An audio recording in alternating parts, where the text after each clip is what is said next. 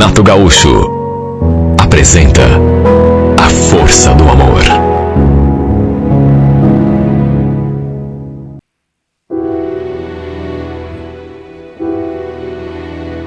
"65 anos de idade. Quem diria que eu ainda estaria viva para contar essa história? Lembro que, quando ainda era só uma menina e brincava com as minhas bonecas, eu pensava que quando chegasse a essa altura da minha vida, já teria realizado todos os meus sonhos. Teria tido os meus filhos, depois viriam os netos, enfim, teria construído uma família ao lado daquele que seria o grande, eterno e verdadeiro amor da minha vida. Não é esse o sonho de toda mulher? Só que às vezes o destino nos guarda coisas que não esperamos, e aquilo que a gente tanto espera não se realiza. Olha, é incrível como podemos passar tanto tempo acreditando numa coisa que a gente não sabe ainda, mas venha saber depois, jamais acontecerá. Se bem que de tudo o que vivi nesses 65 anos, nem tudo foi desengano. Eu estaria sendo ingrata se dissesse isso. Há sempre uma parte boa em toda a história, por mais triste que ela seja. A parte boa da minha história é que tive os filhos, depois os meus netos, e quanto a isso não tenho do que reclamar. Eles são os meus verdadeiros tesouros, a razão da minha vida. A melhor parte, no entanto, aquela que nos dá energia para abrir os olhos a cada amanhecer, a parte que faz o coração pulsar de alegria, essa me foi roubada. Me foi tirada sem dó nem piedade. 1959. Eu tinha 16 anos quando os meus pais e os meus irmãos morreram num acidente de automóvel.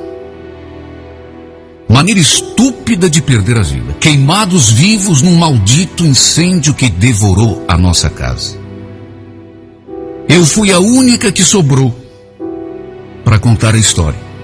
Por sorte, ou por azar, não sei. Eu não estava em casa naquela hora. Foi o pior momento da minha vida. Um momento que, por mais que tente, eu não consigo apagar da minha memória. Tenho pesadelos até hoje. Naquele trágico dia, no entanto, olha só como o destino é irônico. Exatamente no instante em que meus pais e meus irmãos perdiam a vida, sem imaginar o que estava acontecendo com eles, eu me sentia no paraíso. Porque estava nos braços do meu amado. Éramos tão apaixonados um pelo outro, apesar de a minha família ser contra o nosso namoro. Talvez porque eu fosse muito novinha. Era sempre daquele jeito, às escondidas, que vivíamos os nossos momentos. Eu soube desde o primeiro instante em que o vi, que era ele o homem a quem eu ia amar pro resto da minha vida. Porque para mim, o amor, o verdadeiro, este só existe um. Não dizem que quando duas almas apaixonadas se encontram, elas se reconhecem no mesmo instante? Pois foi isso que aconteceu com a gente. Bastou um único olhar e nossas almas se agitaram dentro de nossos corpos. Desde o primeiro momento, desde o primeiro olhar, eu já sabia que a minha vida pertencia a ele para todo sempre. E tive a certeza de que o mesmo também se passava com ele. Porém, com a morte da minha família, a minha vida virou de pernas pro ar. Acabei sendo obrigada a vir morar com os meus tios, por parte de pai, aqui em Curitiba, até porque não tinha mais ninguém no mundo. Meus avós eram muito pobres, para não dizer miseráveis. Na verdade, esses meus tios eram os únicos parentes que tinham condições de me sustentar. E eu, praticamente uma menina menor de idade, não tive alternativa a não ser vir embora. E claro, por conta disso, acabei me afastando do homem que eu amava. Ele ficou lá, morando naquela cidadezinha enquanto eu fiquei aqui. Mais de 500 quilômetros nos separavam. Bom, até aí tudo bem, nem tudo estava perdido. Como dizem, não há distância capaz de separar duas almas que se amam. E no nosso caso, o amor era tão grande. O amor era tão forte, tão sentido, que nem 1000 quilômetros seriam o suficiente para nos afastar. No dia da despedida, trocamos juras de amor eterno. Prometemos um ao outro que nunca nos esqueceríamos, que trocaríamos cartas todas as semanas e o principal, assim que tivesse condições, ele viria me buscar, para que pudéssemos ficar juntos para todo sempre. Tenho aqui gravado na memória o que ele me disse quando trocamos o nosso último abraço. Você está vendo aquelas estrelas, Fátima? É o Cruzeiro do Sul. Quando sentir a minha falta, quando sentir saudades de mim, eu quero que você olhe para aquelas estrelas, porque eu também estarei olhando para elas, morrendo de saudade de você e não vendo a hora de te ver mais uma vez. Nunca esqueça que eu te amo. Te amo como nunca amei, nem jamais vou amar ninguém. Eu nunca mais esqueci daquelas palavras. Incrível, mas até hoje, quando eu olho para o céu, a primeira coisa que meus olhos vão buscar são aquelas estrelas. Lembro que assim que cheguei a Curitiba, meu coração estava partido. Por todas as circunstâncias que envolviam a minha vida, a morte da minha família, aquela mudança repentina de cidade, a dor de estar deixando o meu amor para trás. Eu não sabia o que me doía mais. Era tanta tristeza que tomava conta de mim. E tudo ao mesmo tempo. Mal sabia eu que o martírio estava apenas começando. A vida na casa da minha tia não podia ser pior. Como dizem, comi o pão que o diabo amassou. Eu fazia deles uma ideia tão diferente. Nem nos meus piores pesadelos eu imaginei que fosse ser tão maltratada como fui naquela casa. Eram 2 verdadeiros carrascos. Olha, que Deus me perdoe, mas eu acho que ninguém gostava de mim naquela casa. A minha presença só incomodava. O que eles queriam era me ver pelas costas. Assim foi a minha vida, enquanto permaneci naquele lugar, sofrida e penosa. Tudo que eu fazia era trabalhar, dia e noite. Não tinha tempo para mais nada. A minha esperança, e era apenas isso que me dava forças para continuar, era a certeza de que muito breve o João chegaria para me livrar daquele suplício. No entanto, o tempo ia passando. Os dias iam se sucedendo e o meu coração ia se entristecendo mais e mais a cada dia. Todos os dias eu escrevia uma carta para o João. Nem tinha dinheiro para botar todas elas no correio, mas mesmo assim escrevia. Eu tentava desesperadamente não perder o contato com o meu amado, que era, repito, a única coisa capaz de me manter vivo. Mas eu ficava mais triste a cada dia que passava, porque enquanto eu escrevia compulsivamente, uma carta atrás da outra, eu não recebia uma única linha sequer do João. Quando o carteiro se aproximava, meu coração batia descompassado. Só que infelizmente era sempre a mesma resposta. Não tem nenhuma carta para você não, menina. Era assim que a minha tia falava. E eu cada vez mais triste, com o coração cada vez mais apertado. Ia levando, tocando em frente, mas só Deus sabe de que forma. Ficou ainda pior quando meu tio chegou com aquela notícia. Não bastasse eu ser tratada como era tratada naquela casa, eu ainda nem desconfiava do que ia passar. Quando meu tio chegou acompanhado daquele homem, dizendo que tinha me arranjado um casamento, e que seria ele, aquele homem a seu lado, o meu futuro marido, o meu mundo veio abaixo. Juro que pensei até em fugir, voltar para minha cidade, correr para os braços do João. Só que uma coisa é pensar, outra bem diferente a fazer. Sem dinheiro, eu só podia sonhar. Viajar? 500 quilômetros? De que jeito? Só se fosse a pé. Contrariada, decepcionada, triste, amargurada, infeliz, porém resignada,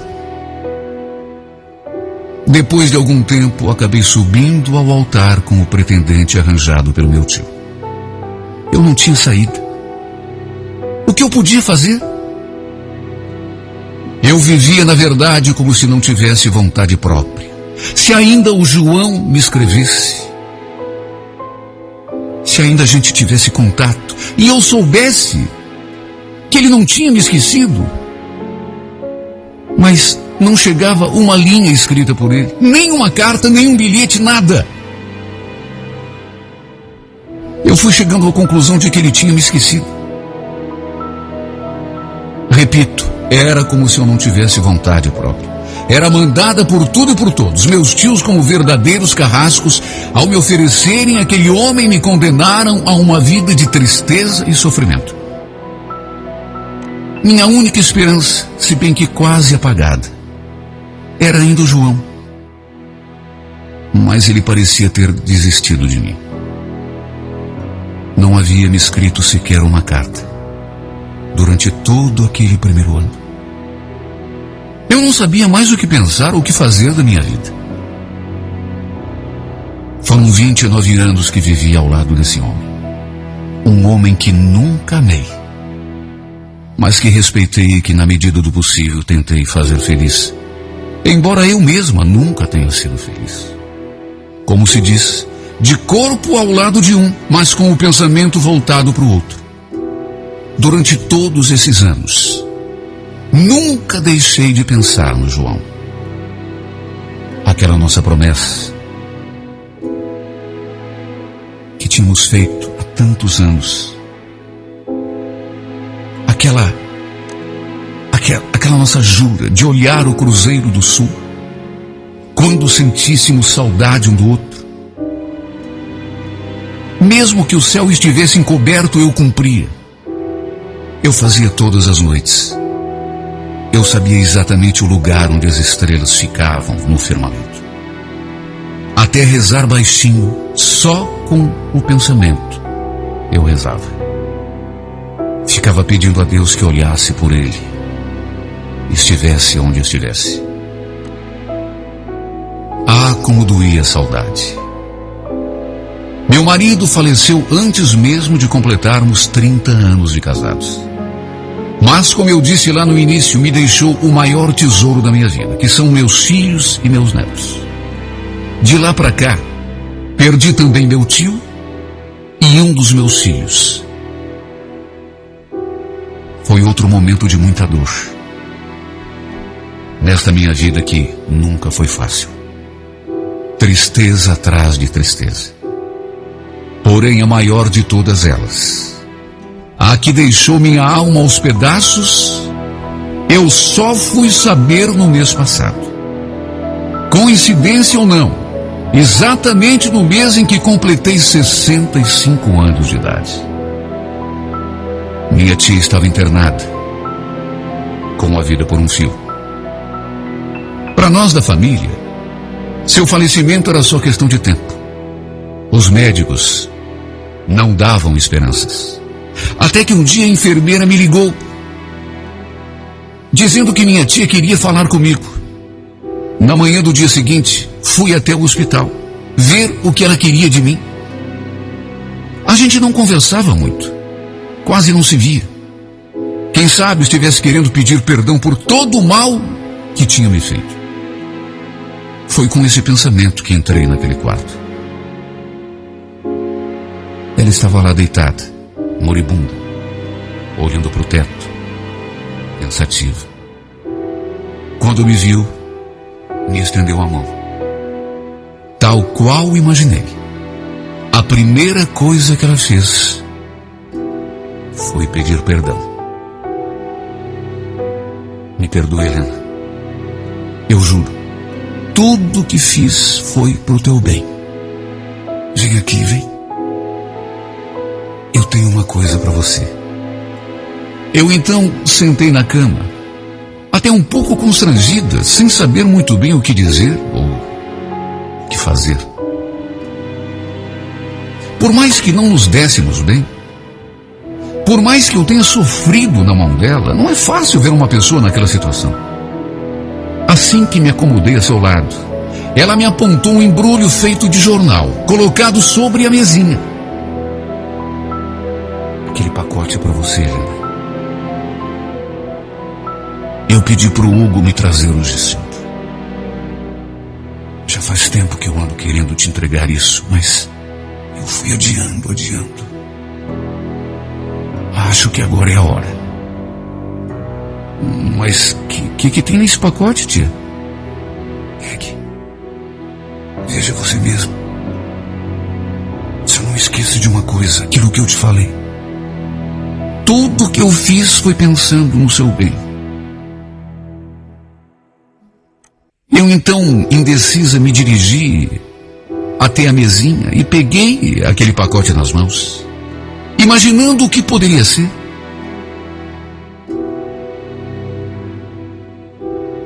Quando abri aquele embrulho,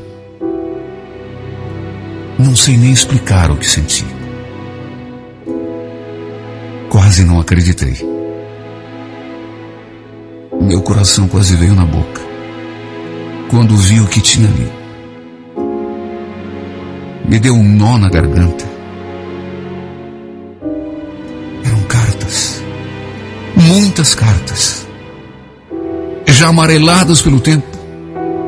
Todas elas endereçadas a mim. Todas de um mesmo remetente. Todas elas do João. Eu fiquei olhando para minha tia. E de repente entendi tudo. Por isso ele não me escrevia. Não é que ele não me escrevesse, ele escrevia. E depois, quando abri e li aquelas cartas, eu fui saber que não apenas escrevia, como me escrevia desesperado, perguntando o que estava acontecendo.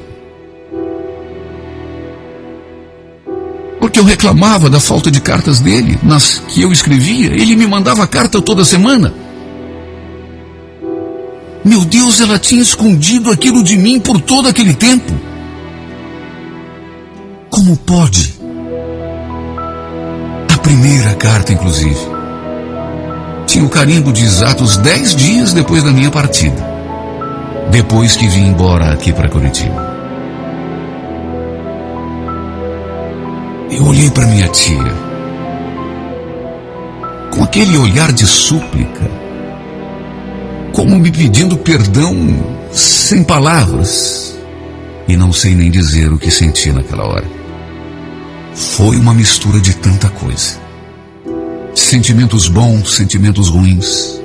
Eu vi a minha vida passar diante de mim numa fração de segundos. Só de pensar que podia ser tudo tão diferente.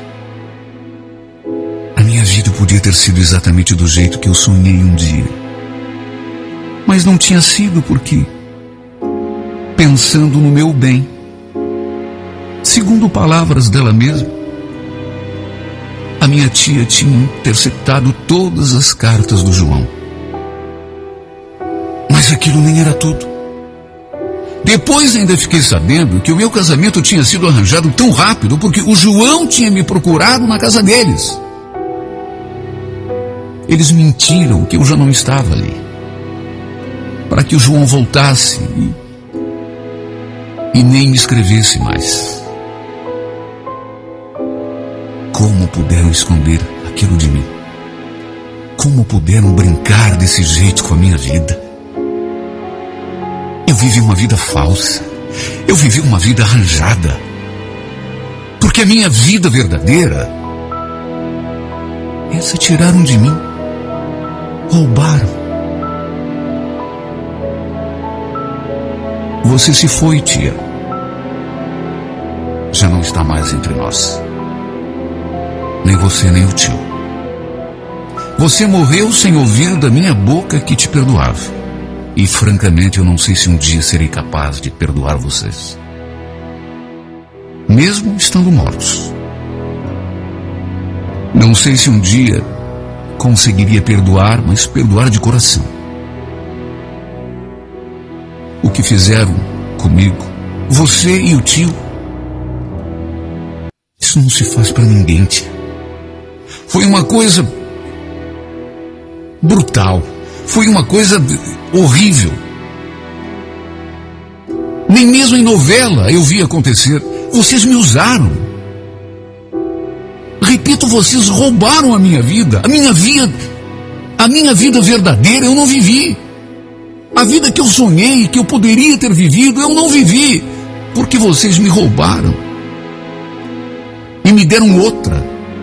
Postiça, falsa, que não tinha nada a ver com os meus sonhos. Como vocês puderam fazer isso comigo?